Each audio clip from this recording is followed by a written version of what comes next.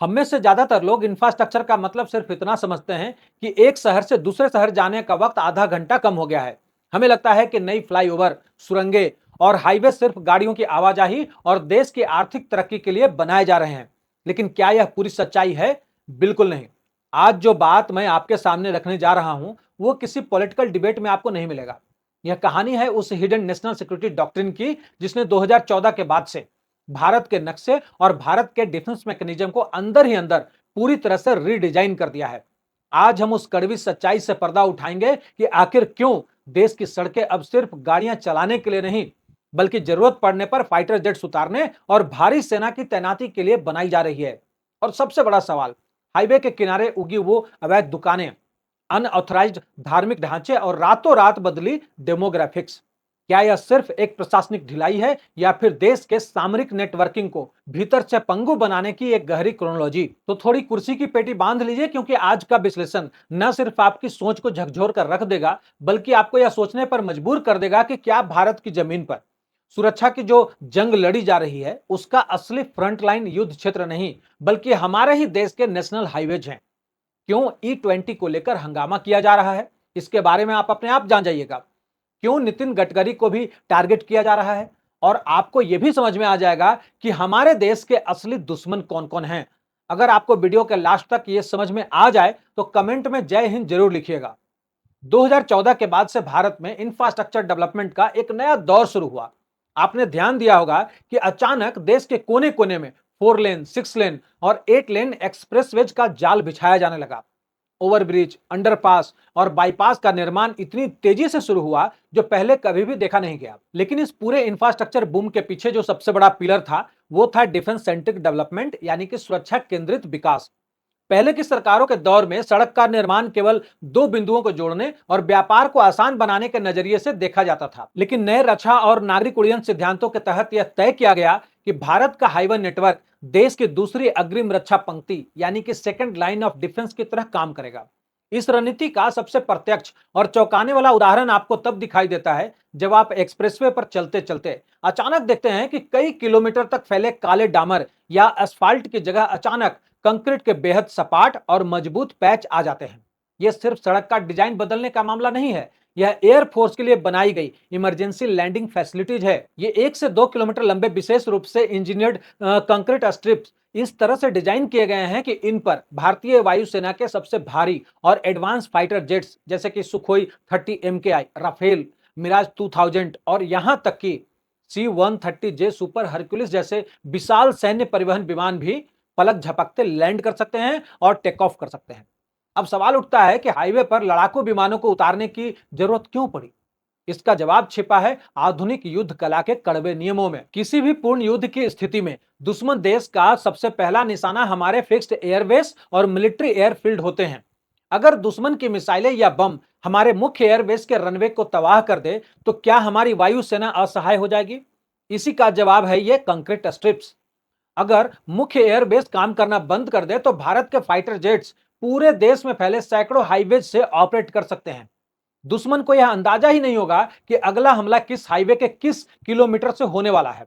बात सिर्फ बाहरी युद्ध तक सीमित नहीं है, इस इंफ्रास्ट्रक्चर डेवलपमेंट का एक बहुत बड़ा अंदरूनी पहलू भी है। देश के भीतर अगर कभी गृह युद्ध जैसी स्थिति पैदा हो जाए, विदेशी ताकतों के इशारों पर व्यापक पैमाने पर आंतरिक असंतोष फैलाया जाए या फिर कुछ संवेदनशील इलाकों में बड़े पैमाने पर दंगे भड़क जाए, तो केंद्रीय सशस्त्र पुलिस बलों यानी कि CAPF और भारतीय सेना को बिना समय गवाए क्रिटिकल लोकेशंस पर पहुंचाना सबसे बड़ी चुनौती होती है।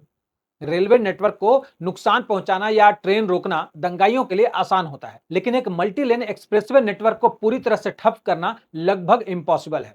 इन हाईवेज के जरिए महज कुछ घंटों के भीतर भारी सैन्य बल, बख्तरबंद गाड़ियां और रसद संवेदनशील आबादी क्षेत्रों तक पहुंचाई जा सकती है।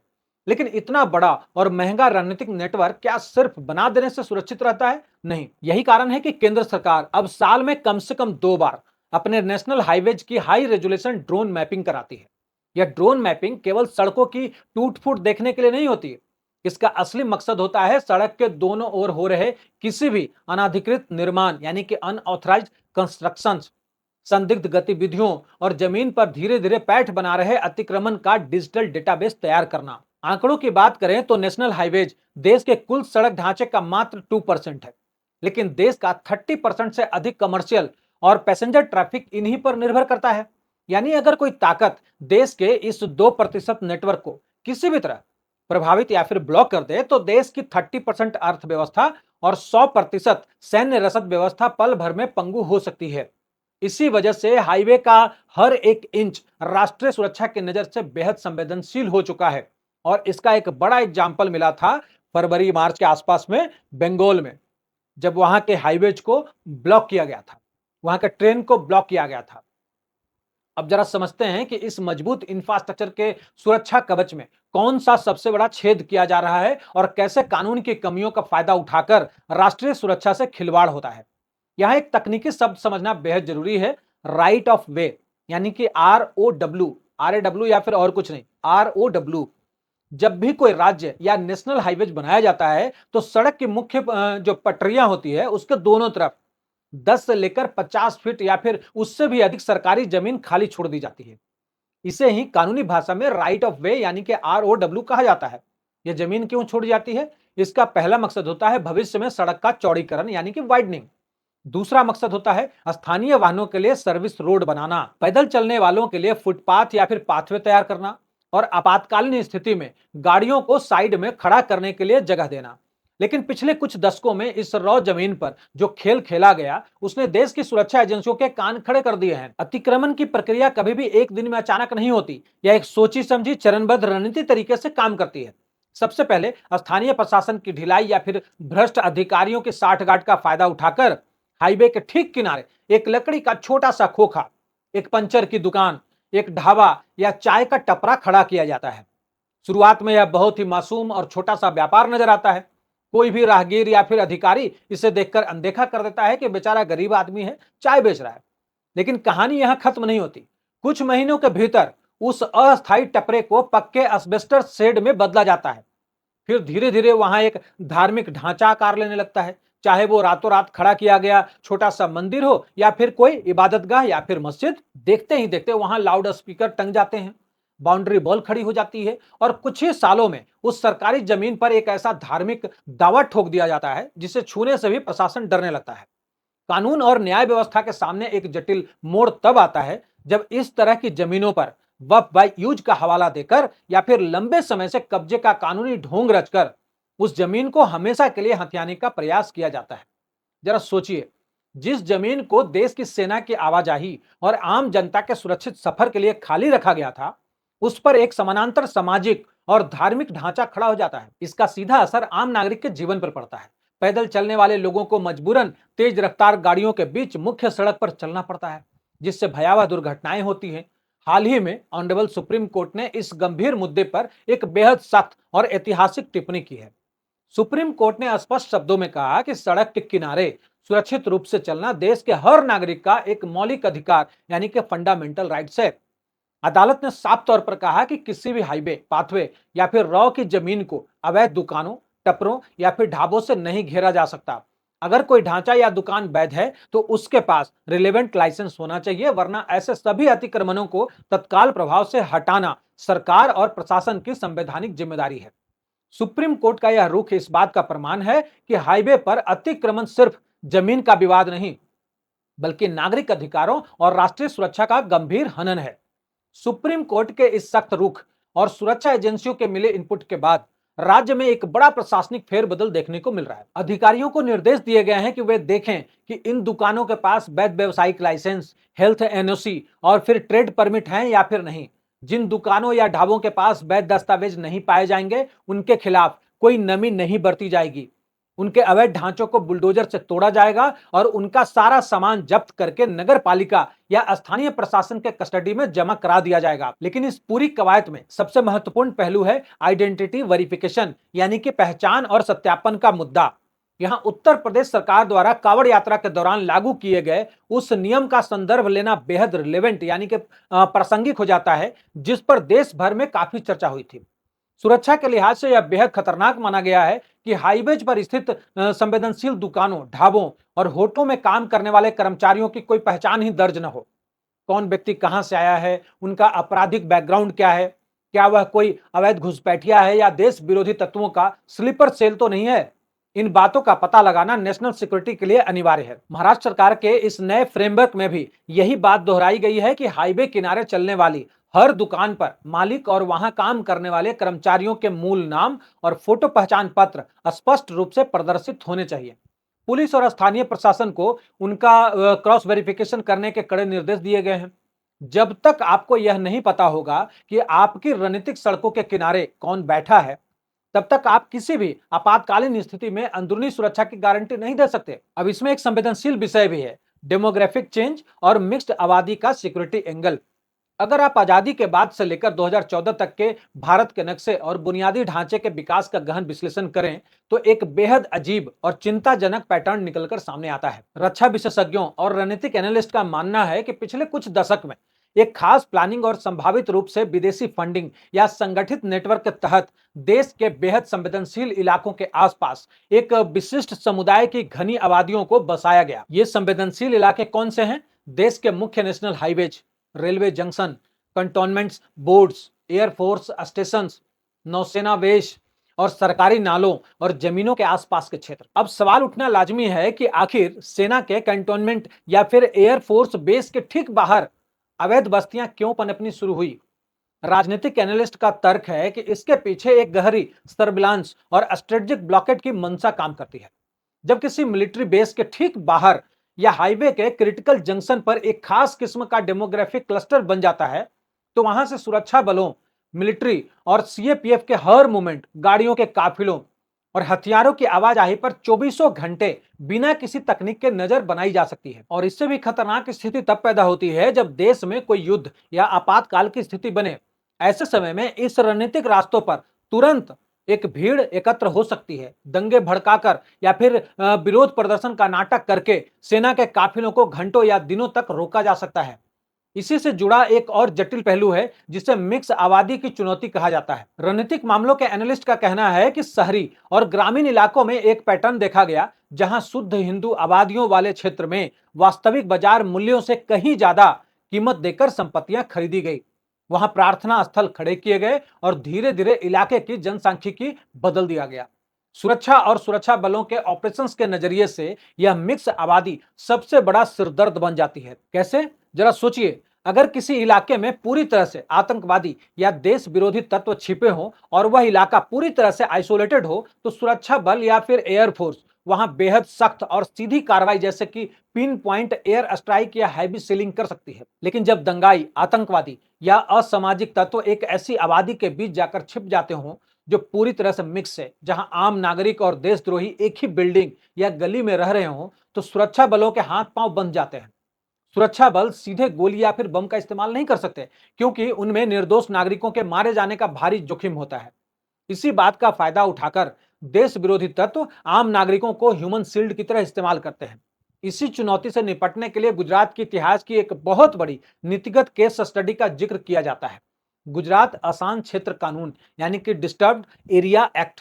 जब नरेंद्र मोदी गुजरात के मुख्यमंत्री थे, उस दौर में सांप्रदायिक तनाव और जनसांख्यिकीय बदलाव को रोकने के लिए इस कानून को बेहद मजबूती से लागू किया गया था।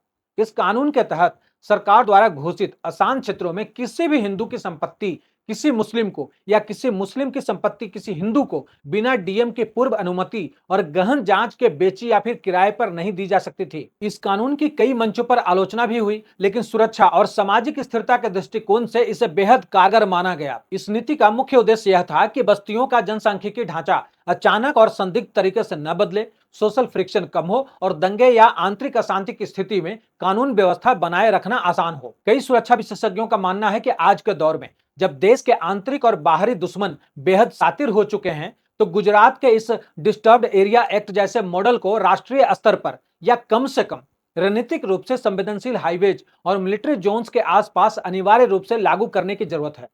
सड़क किनारे का यह अनियंत्रित और अवैध ढांचा सिर्फ जनसांख्यिकी या फिर सैन्य आवाजाही तक खतरा पैदा नहीं करता, बल्कि यह देश के सामाजिक ताने बाने को अंदर से खोखला करने वाले अपराधों का भी सबसे बड़ा केंद्र बन चुका है। हाईवे के किनारे बिना किसी वैध लाइसेंस और बिना किसी पुलिस वेरिफिकेशन के चल रहे ये अनाधिकृत ढाबे, मीट की दुकानें और सस्ते होटल अक्सर काली दुनिया का गढ़ माने जाते हैं।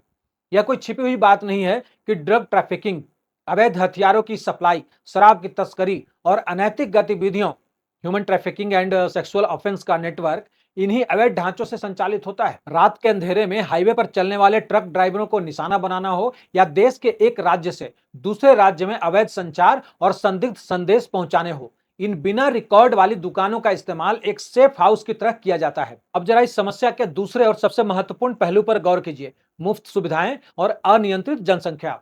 हमारे देश में दशकों से एक बहुत बड़ा वोट बैंक मॉडल काम करता आ रहा है। कोई भी आए, सरकारी जमीन पर कब्जा करे, रेलवे ट्रैक के किनारे झोपड़ी डाल दे, नदी या नाले की जमीन को पाटकर बैठ जाए या नेशनल हाईवे की रॉ जमीन पर अपना पक्का ढांचा बना ले। कुछ समय बाद कुछ नेता अपने फायदे के लिए उन्हें मुफ्त बिजली, पानी, राशन कार्ड और आधार कार्ड मुहैया करा देते हैं। लेकिन वक्ताओं और समाजशास्त्रियों का एक बड़ा वर्ग अब यह तर्क दे रहा है कि यह मुफ्त की जमीन और मुफ्त की सुविधाएं ही भारत में अनकंट्रोल्ड पॉपुलेशन एक्सप्लोजन और अवैध घुसपैठ की सबसे बड़ी वजह बनी है। जब किसी व्यक्ति या समूह को यह पता होता है कि उसे बिना कोई टैक्स दिए, बिना जमीन खरीदे, केवल कब्जा करके रहने से खाने और कमाने का जरिया मिल जाएगा, तो जिम्मेदारी और कानून का डर पूरी तरह से खत्म हो जाता है। जब तक आप सरकारी जमीनों पर अवैध कब्जे की छूट को शून्य नहीं करेंगे, जब तक आप मुफ्त की सुविधाओं के जरिए अवैध बस्तियों को मिलने वाले संरक्षण पर प्रहार नहीं करेंगे, तब तक आप न तो अवैध घुसपैठ रोक सकते हैं और न ही देश की बढ़ती आबादी से पैदा हो रहे भयानक संकट पर लगाम कर सकते हैं। दोस्तों, पिछले 50 से 75 साल में भारत ने कई नीतियां देखी, कई सरकारें देखी, लेकिन कठोर और दूरगामी फैसले लेने की जो पॉलिटिकल विल आज दिखाई दे रही है, उसकी कमी देश ने दशकों से महसूस की है। जो कड़े कदम राष्ट्रीय सुरक्षा को ध्यान में रखकर दशकों पहले उठाए जाने चाहिए थे, वे कदम अब जाकर उठाए जा रहे हैं। महाराष्ट्र सरकार द्वारा जारी किया गया यह 60 दिनों का अल्टीमेटम केवल एक राज्य की प्रशासनिक कार्रवाई नहीं है, यह भारत के भावी सुरक्षा मॉडल का एक ब्लूप्रिंट है। यह आदेश पूरे देश के हर एक राज्य में लागू होना चाहिए, चाहे वो उत्तर भारत के सीमावर्ती राज्य हो या दक्षिण के तटीय इलाके। क्योंकि जब बात देश की अखंडता और राष्ट्रीय सुरक्षा की आती है, तो वहां राइट टू बिजनेस या मानवाधिकारों के नाम पर देश की संप्रभुता से समझौता नहीं किया जा सकता। हमारे एक्सप्रेसवे सिर्फ कंक्रीट के रास्ते नहीं है, वे भारत की संप्रभुता की धमनियां हैं। और अगर इन धमनियों में अवैध अतिक्रमण और संदिग्ध गतिविधियों का थक्का जमने लगे, तो नुकसान किसी एक सरकार का नहीं, बल्कि पूरे भारत राष्ट्र का होगा। और हमारा मानना है कि देश सेवा सिर्फ बॉर्डर पर संगीन लेकर ही नहीं की जा सकती, घर में बैठकर भी देश सेवा करने के हजारों तरीके हैं। अब फैसला आपकी सोच पर निर्भर करता है। क्या आप हाईवेज के किनारे हो रही इस बुलडोजर कार्रवाई को केवल एक प्रशासनिक तोड़फोड़ की तरह देखते हैं, या फिर आप इसके पीछे उस महान राष्ट्र रक्षा अभियान को समझ पा रहे हैं जो भारत को आने वाले दशकों के युद्धों और आंतरिक खतरों से सुरक्षित करने के लिए चलाया जा रहा है? सोचिएगा जरूर, क्योंकि आज का भारत शांत बैठकर तमाशा देखने वाला भारत नहीं है। यह अपनी सीमाओं से लेकर अपने हाईवेज तक की सुरक्षा के लिए हर हद पार करने के लिए तैयार खड़ा है। इस पूरे मुद्दे में आपका मानना क्या है, कमेंट सेक्शन में जरूर बताइए। वीडियो को लाइक और स्पेशली शेयर करना मत भूलिएगा। इस एपिसोड में इतना ही, अगले एपिसोड में मिलते हैं, तब तक के लिए जय हिंद।